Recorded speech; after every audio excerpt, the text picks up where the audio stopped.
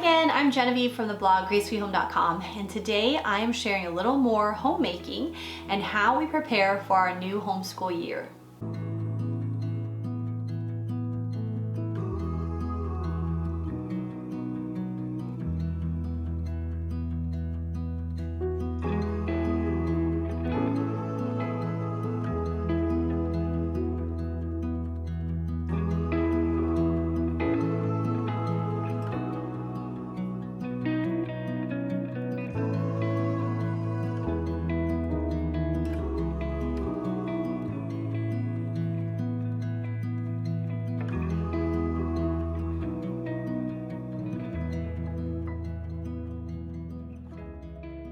We've been homeschooling for 14 years now, and we just graduated our first homeschooler last year, and she's been in college for about a month now, and we are so thankful that she is really enjoying it. There are some challenges obviously, but to see her grow and just blossom there on campus is really such a blessing, because when we began this homeschooling journey 14 years ago, we did not really know what to expect. And so today I wanted to share some of the biggest homeschooling mistakes that we made, and then also how to avoid them. So if you're new to homeschooling, or even if you're a veteran and you're starting to feel a little bit burnt out, hopefully some of the things that I share today will help encourage you on your homeschooling journey.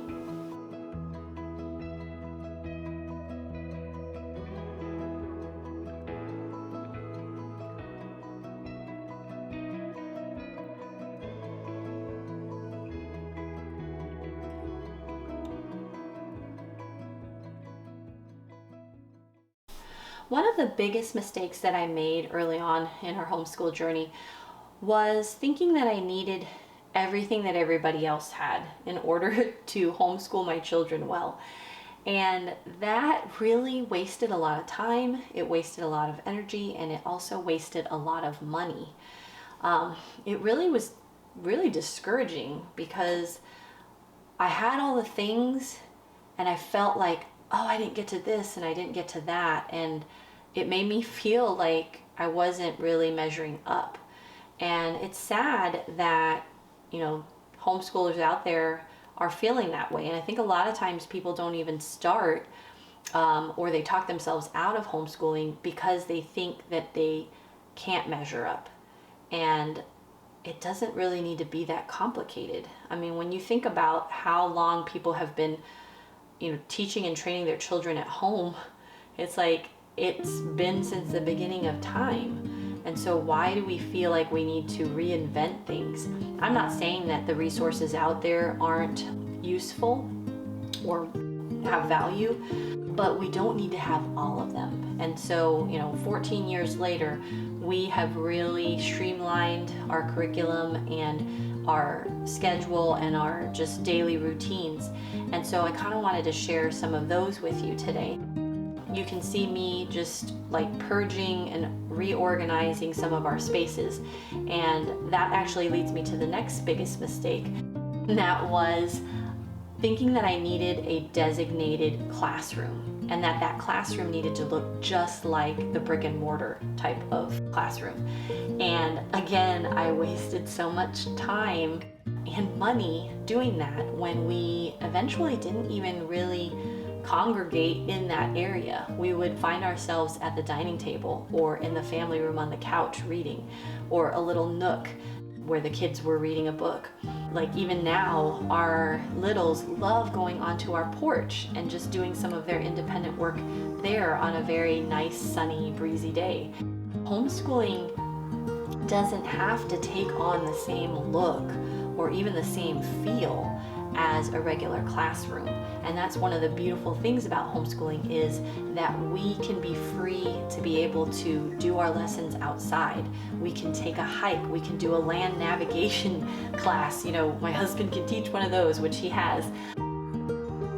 They learn by doing things. They learn by seeing things. They learn by, problem solving and figuring out things on their own. And so that is one of the beautiful things that we discovered with homeschooling, is that it just kind of opens up a whole new learning environment for our kids if we allow it. And so that was one of those things that I learned very early on, and we've been kind of tweaking and developing through the years. You never stop learning. So I know that we're going to continue to tweak it as our kids get into the teen years and high school and beyond.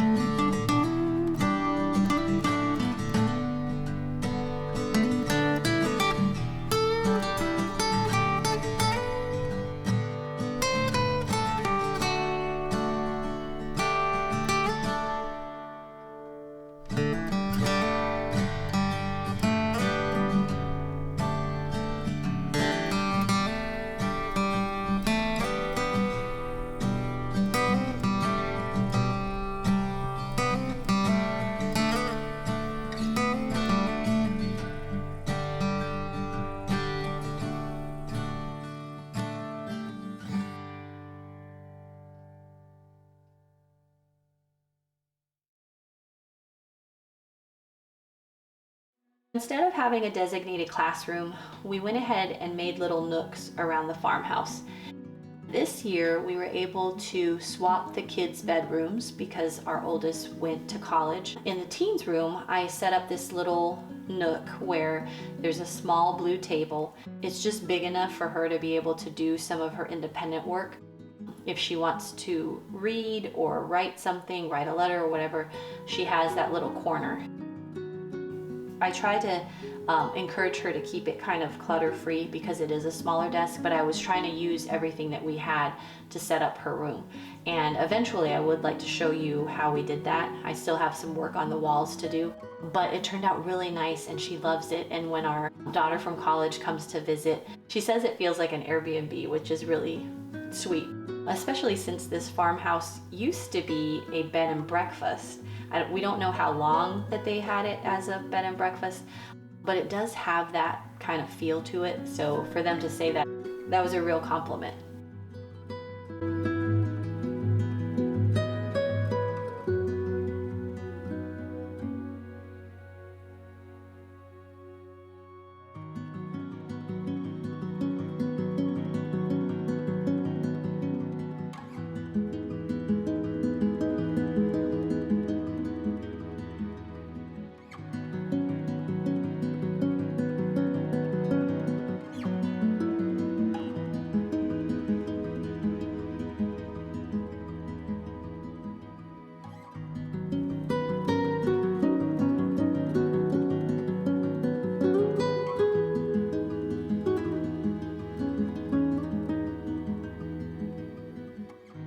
In the littles room, they were super excited because they were going to have their own little desks. This is just basically a table that my husband and I had for a while, and it was actually, I just realized, it was the table that we used for our lessons when we did have a designated classroom. So when we decided that that wasn't really working for us, we went ahead and chopped it in half, and we were still able to reuse it. And I had just found it like on Facebook Marketplace a long time ago. So it really is more useful this way, and the littles just really enjoy having their own little space.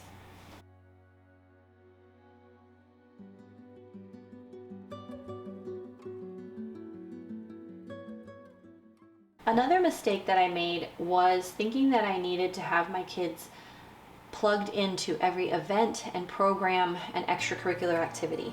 I found very quickly why we didn't do that, because it was so stressful, and my husband and I were running in opposite directions to get one kid to softball practice and the other one to piano lessons and all these things. And separately, they're not like bad things, but when you have, you know, a larger family and they're involved in different things, it can just really take the life right out of you. And so we had to pull back and decide, okay, what are the things that we really want to invest in?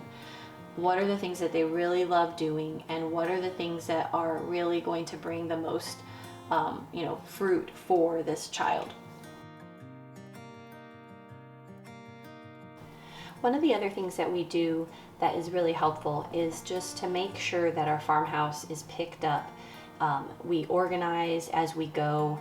If we see an area that we've kind of neglected because it has been a busy week, I'll go ahead and tackle that. I'll have the littles and the big kids just bring their things back to where they belong. And that really helps us just kind of set ourselves up for success during the week. We try to make sure that we do things the night prior to get ready for the next day. So whether we have homeschool co-op or an appointment or something like that, we are ready with either our lunch, our books that we need, or our clothes that we're going to wear for the next day. That has really helped us, especially on Sundays before we go to church. It used to be where we were running around, and sometimes even our hearts weren't really right when we would go to church because it was so stressful in the morning, and we quickly just kind of tossed that aside and started to really be intentional as we got ready for church, and that has really been a blessing. You also see me restocking, and so that is something that we do on a weekly basis as well, especially in our pantry and our refrigerator, and just some of the other areas that we put some of our food, because we don't want to sacrifice our healthy eating habits just because we feel like we need to be plugged into different things outside of the farm.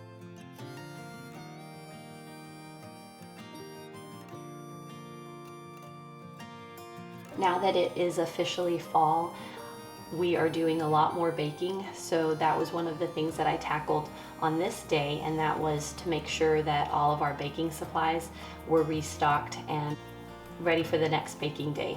We recently made some pumpkin spice scones.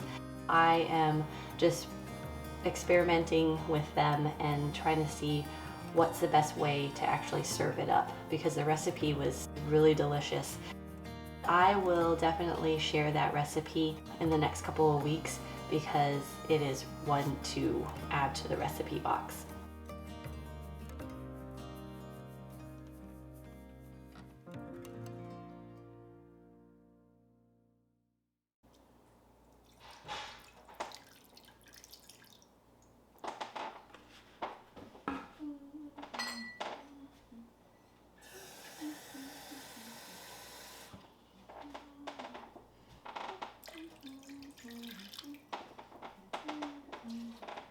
One of the last mistakes that I want to share with you is that I thought that I needed to be present for every moment and every little thing. And I learned that there is actually worth and value in letting our littles have their space. It helps them to cultivate their problem solving skills. It gives them opportunities to make choices on their own and see what the consequences are. Obviously, I'm still present in that, you know, they have supervision, but at the same time, I'm not hovering over them and every little thing that they're doing. And so in those moments where they have alone time, I am either trying to organize something, clean something, and this may be like 10 minutes here, 15 minutes there. And you know how they say, like, you can do these things in those nooks and crannies in your day. Well, that's kind of, I guess, what I'm doing, where it's just natural. It's like, okay, I have 20 minutes before that bread's gonna be made, or we have 30 minutes before we need to leave. Here I am just marinating some pork. This is like, there's no real recipe for this. It's just something that my mom and my grandmother would make. It kind of tastes a little bit like a jerky. What you do is you just basically marinate some pork that, like, you can buy medallions, but then I basically just cut a pork loin into medallions. And then I just soaked it in some vinegar, water, garlic, pepper, and a little bit of salt. And then after that, once it's marinated for a couple of hours, you basically cook it in that mixture. And then once it's fully cooked, you remove it from that mixture, and then you get a pan with some cooking oil, which I typically will do it with avocado oil. And I will just brown the outside, and then we'll serve it up with either a salad or rice if we want to make it kind of an Asian night. And it's really easy and it's simple to make, and my kids love it.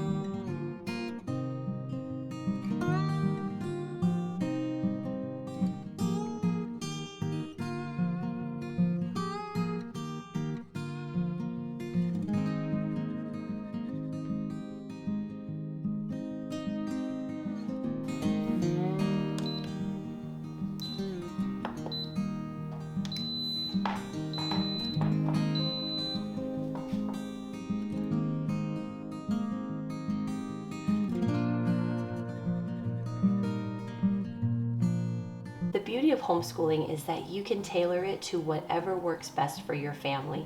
You can tweak it as you grow and learn together. Read more about our homeschool journey over on the blog. I'll link that post below in the description box. Thanks again for watching this video. I'll see you next time in the Hollow.